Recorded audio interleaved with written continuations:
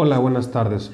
Vamos a continuar con el tema de la reforma al Poder Judicial de la Federación y como lo habíamos anunciado anteriormente, vamos a hablar hoy de la jurisprudencia por precedente.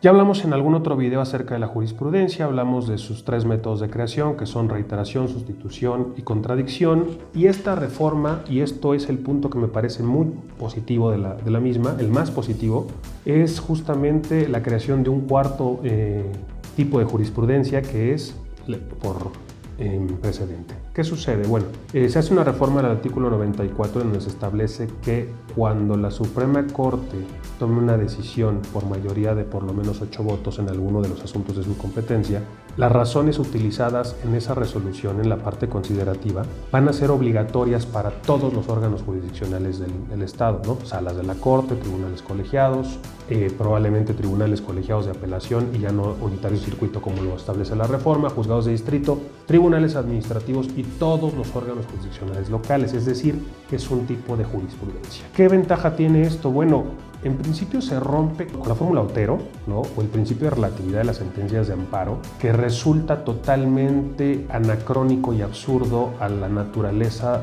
de cuando se impugna una norma general. La norma general, al final del día, la ley tiene efectos generales y por lo tanto la decisión de expulsarla del sistema, de declararla inconstitucional, debe ser también de efectos generales. Si no hacemos esto, ya lo hemos hablado en otras ocasiones, el problema que tenemos es que declaramos inconstitucional una ley, pero permitimos que se siga aplicando para todos los que no acudieron a combatirla. Esto se ha paliado un poco con la acción de inconstitucionalidad, con algunas resoluciones en controversia constitucional, pero en amparo seguía muy sólido. Bueno, esto es un avance tremendo en materia de control de constitucionalidad en México y es importante, aunque todavía nos estamos quedando un poco cortos, es un gran logro en este sentido. De la misma forma, esta jurisprudencia por precedente va a facilitar el avance del trámite de la Declaratoria General de Inconstitucionalidad.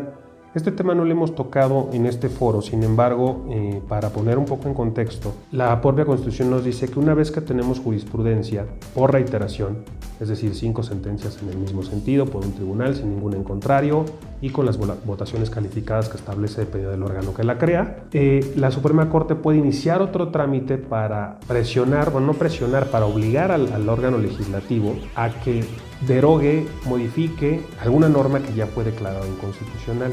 Ya han pasado algunos asuntos al respecto, me parece que hay 16, solamente uno se ha declarado fundado y en este momento está en trámite el de la Ley General de Salud por la regulación de la cannabis de uso lúdico. Pero es un trámite que tarda muchísimo tiempo por razones más allá de jurídicas políticas. Bueno, esta modificación establece que la jurisprudencia por precedente, a partir de su establecimiento, que es con una sola sentencia, como lo comenté hace unos momentos, puede dar origen a la iniciación de una Declaratoria General de Inconstitucionalidad. ¿Cuál es la finalidad de la Declaratoria General de Inconstitucionalidad? Que una vez pasado este trámite que exponía, la Suprema Corte, si el órgano legislativo que emitió la norma y que queda vinculada a cumplir con la sentencia, no deroga, no modifica la norma, entonces la Suprema Corte va a hacer una publicación en el Diario Oficial de la Federación y a partir de ese momento la norma va a quedar sin efecto jurídico alguno. Entonces, esa declaratoria general que expulsa a la norma del sistema de manera general es obligatoria no nada más para los poderes judiciales, sino para absolutamente todas las autoridades del Estado mexicano. Y esto, al final del día, ante su incumplimiento, es decir, si alguna autoridad nos quisiera aplicar una norma que ya fue declarada inconstitucional, hay un procedimiento de denuncia de violación en la Declaratoria General de Inconstitucionalidad que puede concluir con la destitución del servidor público que aplicó la norma e incluso su consignación ante un juez penal por el delito de incumplimiento a la Declaratoria General de Inconstitucionalidad. Entonces tiene mucha fuerza.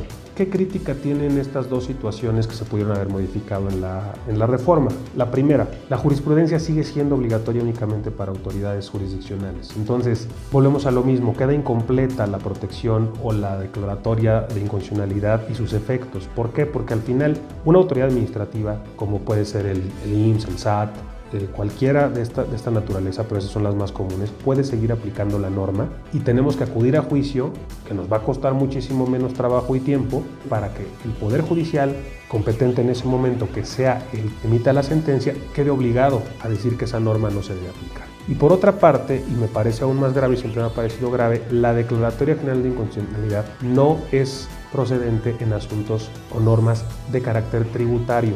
Y esto es obviamente muy delicado porque el mensaje es, no importa. Las autoridades legislativas y administrativas pueden emitir normas de carácter general tributario, no importa que sean inconstitucionales, las sentencias que las declaren inválidas nunca van a poder tener efectos generales. Esto se ha criticado desde que se creó la Declaratoria General de Inconstitucionalidad en 2011 y se establece con mucha más fuerza en 2013 con la Ley de Amparo, pero al final del día es grave que le demos esta licencia a las autoridades para que creen los impuestos y las contribuciones que quieran crear. Una sentencia del Poder Judicial, incluso la Suprema Corte, nunca va a tener la fuerza suficiente para que quede totalmente expulsada del sistema y entonces esto se haga de un beneficio como debería de ser a todos los sujetos obligados. Bueno, esta es la forma en la que va a operar la jurisprudencia por precedente. Esperamos haber sido claros en la exposición de la situación y cualquier duda o comentario, por favor háganlo en la caja de acá abajo. Muchísimas gracias, que estén muy bien. Hasta luego.